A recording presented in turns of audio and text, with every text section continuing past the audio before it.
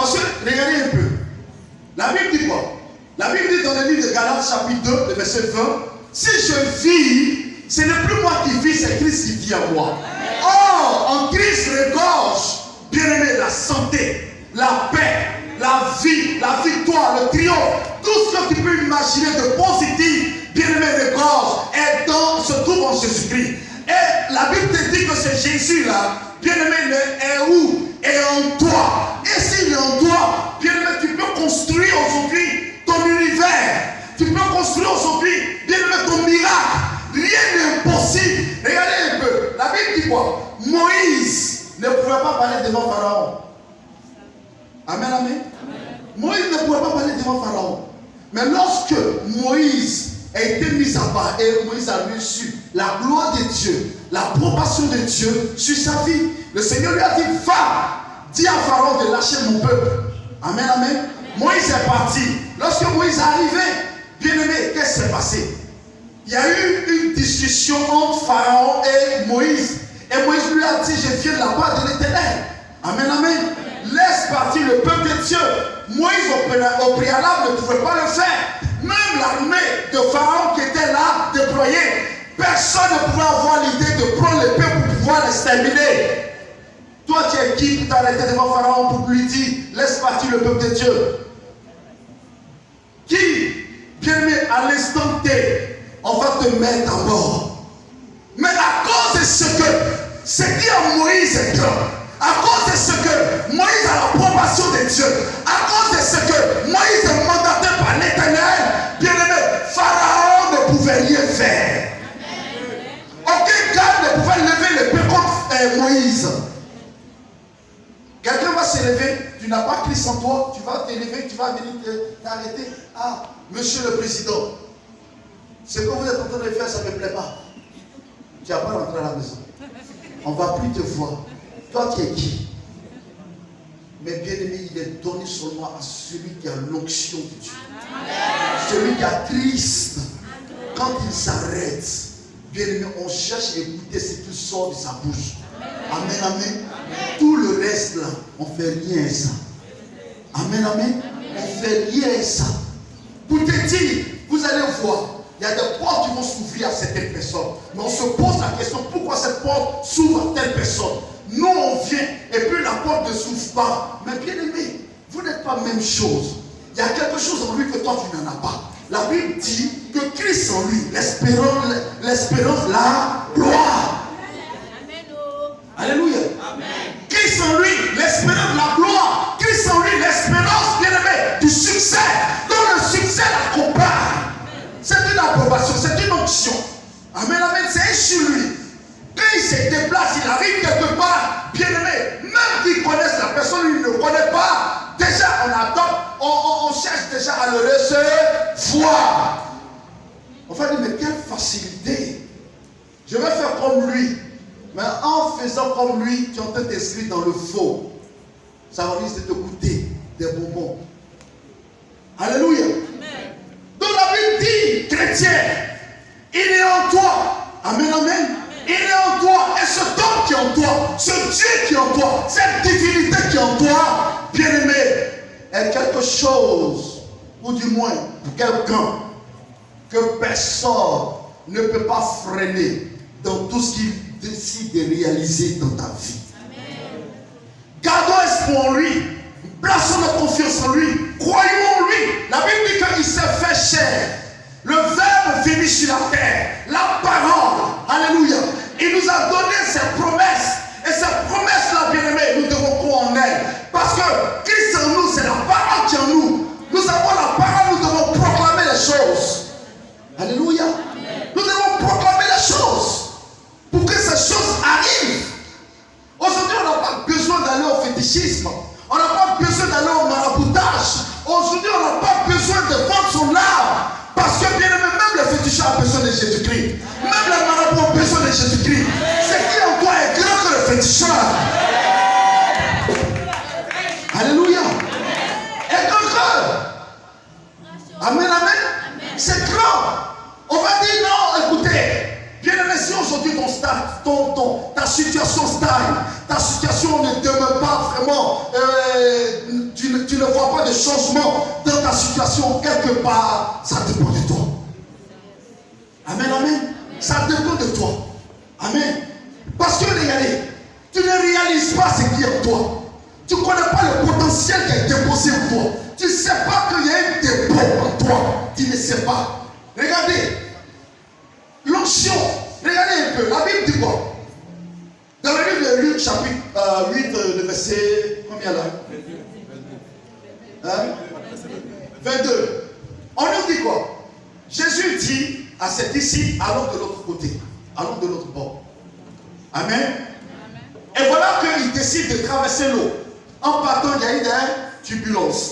Et les vagues ont commencé à s'élever au point où ça bat contre vraiment la barque.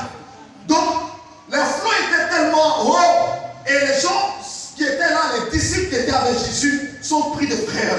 Ils sont là, terrifiés, peur, paniqués. Bien aimés, ils ont essayé ce qu'ils pouvaient faire. Alléluia. Mais la Bible dit quoi? Que pendant qu'ils essayaient de vraiment vider la barque, l'eau continuait de remplir la barque. Mais Jésus dormait. Bien aimé, la Bible dit ça. Dieu ne dort pas. Il ne sommeille ni ne. Ton Dieu ne dort pas. Il s'est assoupi et il t'en soit peu. C'est une phase de preuve qu'il voulait tout simplement émettre pour éprouver ses disciples.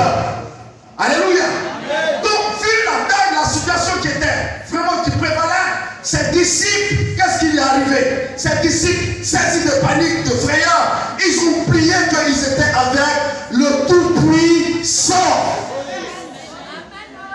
Ils ont ignoré. D'accord, bien aimé, souvent, nous sommes confrontés à des difficultés, à des situations, bien aimé, qui sont des tailles. Nous ignorons nos statuts d'enfants de Dieu. Nous oublions que, oui, Christ est en nous. Nous oublions que Jésus-Christ est présent dans notre vie. Jésus-Christ est dans notre barque. À cause de la taille de la situation, à cause de la montagne qui est dressée devant nous, la Bible dit, grande montagne, qui es-tu devant Zorobabel? Alléluia. Tu seras en planning. Grande montagne, qui es-tu? Bien-aimé, quelle que soit la taille de ton problème, je vais te dire, devant toi, tu es petit, mais la masse de terre, ça va s'aplanir. Et toi, tu vas marcher dessus. Alléluia. Ça va s'aplanir. Ce qui en toi est grand.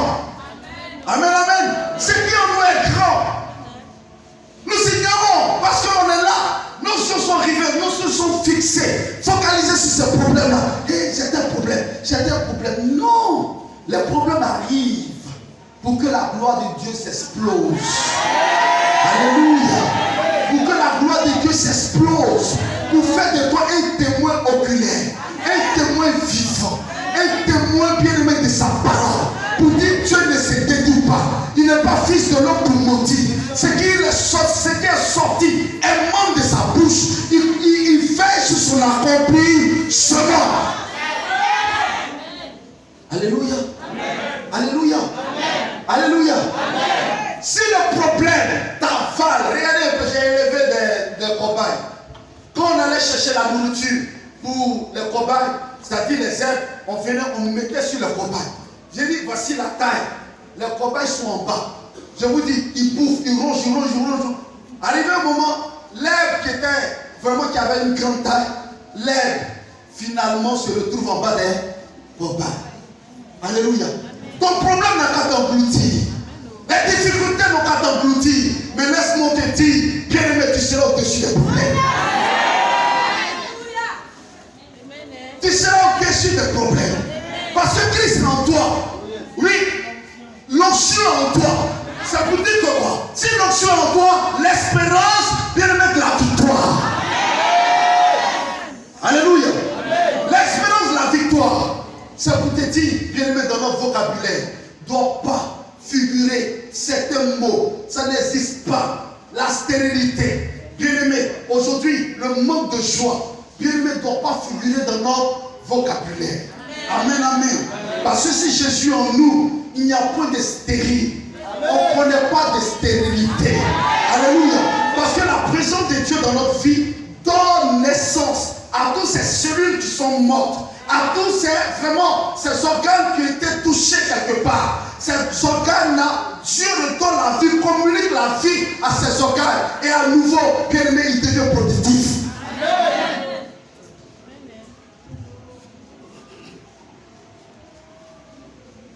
Alléluia. Je vais vous dire quelque chose. Aujourd'hui, bien-aimé, rien ne peut se faire sans la puissance de Dieu. Or, attendons par la puissance de Dieu. L'onction. Christ est égal à onction. Alléluia. Est égal à l'onction. La Bible dit quoi? Que l'onction est la puissance de Dieu. L'onction est la faveur de Dieu. Est l'approbation de Dieu. Amen. Quand on dit j'ai l'approbation, ça veut dire que quoi? J'ai tout l'accord du royaume, tout l'accord de Dieu, tout l'accord de Dieu. Et donc quand je me déplace avec le royaume. Quand je bouge avec le royaume. Quand je prépare toutes choses, je le fais avec l'accord de Dieu. Alléluia. Pour dire, ce que je vais lier, ça sera cautionné par le ciel. Ce que je vais délier, ça sera délié dans le ciel. Dans l'approbation, la caution du ciel, c'est que je suis mandaté par le ciel. Alléluia. Alléluia. L'onction produit